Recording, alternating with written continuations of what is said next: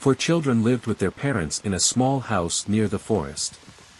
Their house was quite far from the rest of the village, and the land they got was bad. Their parents barely made ends meet.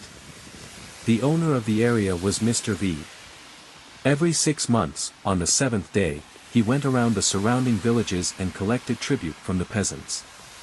And if people did not have money, he took away their poultry and cattle.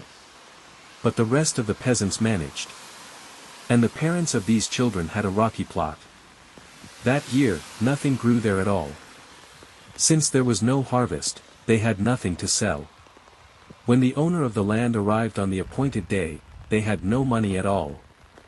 "What should we do? Don't take our cattle, what will we feed our children with?" the husband and wife begged. "If you can't feed the children, take them to the forest, let the forest man pickle them and eat them."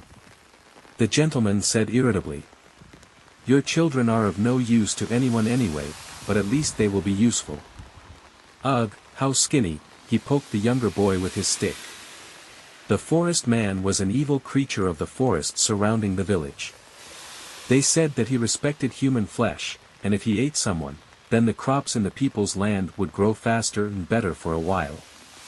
That night, the parents did not sleep for a long time. They were sitting in the kitchen, the only candle burning on the wooden table. "You see, wife," the husband convinced, "if the master owner takes our poultry and cattle, we will die of hunger along with the children. But if we get rid of the children, we can survive, wife. After all, the pig and chickens give us food, I can sell the piglets once every 6 months at the city fair. We will have to do this, wife." His wife only sighed sadly in response, dejectedly lowering her head. "But how can I take them to the forest?" she asked. The husband suggested that she tell the children a fairy tale, let the children think that they were going to a magical place. The wife, with great difficulty, agreed. The next day, early in the morning, she woke up all the children. "Get ready quickly," she said, "or we'll be late." "Where are we going, Mommy?" asked the sleepy children, getting dressed. "We're going to a magical place, the fairies are waiting for you there," answered them the mother. She led the children into the forest, and the deeper they went, the more gloomy the trees loomed, and the narrower the path became. Finally, the mother led them to a small clearing. Fly agarics grew here and it smelled of earth and mold. She stroked all the children's heads, ruffled the youngest's forelocks. "Wait here, children," she said in a sweet voice, "the fairies will soon fly in for you." "Will they bring us anything?" asked the poor children. "Of course, they will bring you sweets, lots of sweets. And then Daddy and I will take you." And she left, quickly and without looking back. 2 boys and 2 girls were left alone. The younger children still believed in fairy tales, but the older brother and sister understood that their mother had brought them here for a reason. "There won't be any fairies," said the older sister, "we have to get out of here, otherwise the wolves will eat us." "But we want fairies," whined the younger ones. "Mom promised fairies." Then the brother took the younger ones by the hands and said that the fairies would arrive later, but for now they needed to hide somewhere. "Until the wolves come," added the older sister. They began to look for the road their mother had led them along, but, strangely, the more they looked, the deeper they found themselves in the wilds. Here and there they came across fallen trunks, trees overgrown with moss, intertwining their branches so tightly that it was impossible to pass. The children stumbled at every step, they were tired and exhausted. The older sister listened attentively for wolves or a bear. It was getting dark little by little. Darkness comes quickly in the forest. Sitting down on a fallen log, the children stared fearfully into the darkness. The youngest had matches, the children warmed their hands a little, lighting the twigs. Soon, the younger ones fell asleep sitting up, the older ones also began to feel sleepy. The older sister was woken up by her brother. "Look," he shook her, "shining lights." The children saw lights between the blackening trunks. They woke up the younger ones, they thought that fairies were flying towards them. But the lights quickly approached and, instead of fairies, a black colossus appeared in front of the children. It was a forest man, his eyes glowing in the dark like a huge owl. He waved his hand, and before the children could squeak, he scooped them up into a sack like kittens. The giant brought them into his home, roughly threw the sack on the table, and the children heard him put the pot on the fire. Afterwards, he shook them all out of the sack one by one, examined each one and decided that these children were too skinny. Then the giant took out a huge jar of pickle, and put 3 children in it, and when he reached for the last one, he realized that the sack was empty. The boy had managed to escape. The forest man did not look for him until the other children had run away. He poured some pickle into the jar and screwed on the lid. "There will be pickles," he said, and went off to rest. And the boy, the youngest, who had escaped, hid between the wall and the closet, and as soon as the forest man had left, he tried to free his brother and sisters, but realized that they had already drowned. Then he began to cry bitterly and ran into the forest, not looking where he was going. He ran until he tripped over a snag and fell.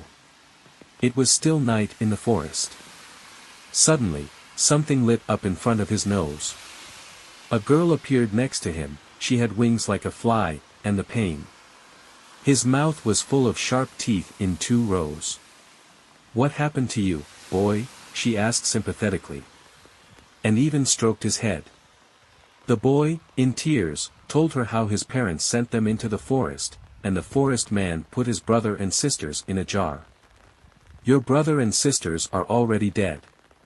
But I know how to help your grief," the strange girl told him. "There is a cave here in which either a saint or a spirit is walled up. This spirit can revive the dead. If you can wake him up, he will help you." The boy wiped his tears, listening attentively. "How can I find him?" he asked. The fairy said that the cave was not far at all, but a large pack of black wolves lived near it. "But if you are brave and want to save your own, you will think of something," she assured him. The boy was terrified. He was very afraid of wolves. He froze when he heard a distant howl from the forest while sitting by the fire at home. But he plucked up his courage, stopped crying, stood up, and told the fairy to take him to the cave. The toothy fairy clapped her hands. "You are so brave," she said, "I hope they don't eat you." And she led him through the dark forest. The boy fell, stumbled, but walked, full of determination. When they came out to the cave, they immediately saw a multitude of black wolves. The boy thought, took matches from his pocket, found a big stick, wrapped it in a rag and set it on fire. And he ran towards the wolves. "If I'm afraid, I won't save my brother and sisters," he thought. The wolves growled and ran around, but they were afraid of the fire that the boy was poking into their faces, and they retreated for a while, which allowed the boy to enter the cave. The fire went out, and the boy saw something glowing in the darkness of the cave. Coming closer, he discovered a little old man sleeping right on the ground. The boy called him, but he did not wake up. This must be the same spirit, or a saint, the boy decided. He poked the old man with a stick, and he opened his eyes, staring at the boy. He was covered in white hair, his white beard stretched out to the floor behind him, only tiny eyes glowed on his overgrown face. "Wake up, please. The fairy said you can help me," the boy began. "The forest man pickled my brother and sister." But before he could finish speaking, hearing the name Forest Man, the creature jumped up and rolled its little eyes madly. "Forest Man," he hissed like a cat with hatred. "Where is he?" "He is there, I will show you," the boy rejoiced. And then he remembered the wolves. But the creature, spirit or saint, grabbed a long stick from the ground and rushed away from the cave, and the wolves, seeing him, retreated, only growling a little at the boy. With the agility of a cat, the old man rushed through the forest. He even pressed his ears to his head, like a cat. "Where is he?" The spirit hissed, "Where is the forest man?" His little eyes glittered predatorily. The boy ran after him through the forest, although he was almost falling from fatigue, but he could not give up. The fairy flew silently ahead, showing the way. Perhaps she has a grudge against the forest man, thought the boy. Soon, they were near the forest man's dwelling. Before the boy could do anything, the spirit first stood rooted to the spot, sniffed, and then rushed straight into the house. The door cracked from the blow of his staff. How so, thought the boy, after all, it was just a long dry branch. In the house, the forest man put the killed deer on the table. He was sharpening his axe and was not expecting any guests. The fairy, seeing him, prudently hid in a corner. The spirit was fearless. Looking around and seeing the dead deer and the children in the jar, he scratched his beard. Seeing him, the forest man was first dumbfounded, then furious. "Who are you?" he shouted. "I am the one who revives and kills," hissed the spirit. The forest man immediately hovered over him with an axe in his hands, but the spirit didn't seem to even notice. He took his staff and swung it at the forest man. He froze, and a minute later split in half like a ripe apple. The boy looked in horror at his fallen legs and arms, one hand still twitching, clutching the axe. "Is he really dead?" the boy asked the fairy who flew up. "Was he really killed?" "No," she said, "he'll come back to life. But by that time we'll already be far from here." And she stroked his head and said, "That's an old story, don't bother your head." Then they heard a sound like a dusty sack had settled on the floor. The boy and the fairy saw the spirit or creature sit down and close its eyes. Its white beard was hanging in clumps on the floor.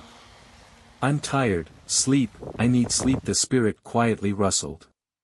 "No, stop," the boy cried, "but what about my brother and sisters?" The boy ran up to him and began to shake the spirit. The fairy sat down next to him and whispered in the spirit's ear. "We helped you find your enemy, now help us, and then we'll take you to bed." She whispered and whispered, and finally the spirit opened his eyes and stood up with difficulty. He walked up to a huge jar and reluctantly, as it seemed to the boy, broke it with his staff. A ton of marinade gushed out onto the floor. The pale brother and sister fell out of the jar. The spirit blew softly on each of them. The children immediately began to cough, spitting out water. The youngest was so happy that he rushed to hug them. He hadn't noticed something, but the fairy noticed that the children were pale and without life. But she frowned and said nothing. Barely moving their legs, the children left the forest man's house. The fairy showed the way, and this time they walked for quite a long time, since the spirit fell asleep on the go. He no longer glowed, as if he had lost his strength. Not far from the cave, he suddenly opened his eyes, angrily waved his stick at them all, and went on by himself. The fairy watched him go away. "You take that path over there," she pointed to the boy, "you'll quickly get out of the forest along it." The brother and sisters walked behind them, but they were strange. The boy looked back, they were like lifeless, barely moving, as if they didn't care. Their gaze was dull, like the dead. The forest fairy fluttered nearby. She followed his gaze. "I did what I could," she apologized. "What should I do with them now?" The boy said sadly. "They are like lifeless." The fairy thought. "You can come home with them, and they will live as before. No one will notice if you don't let them in with people," she suggested. The boy thought, and decided that he would do so. "Goodbye," said the forest fairy, flashing her sharp teeth. "If things get really bad, bring them to the forest, I'll think of something." And she flew away. The boy sighed, waved to his brother and sisters to follow him, and they, as if on command, sadly trudged after him. A big surprise awaited his father and mother.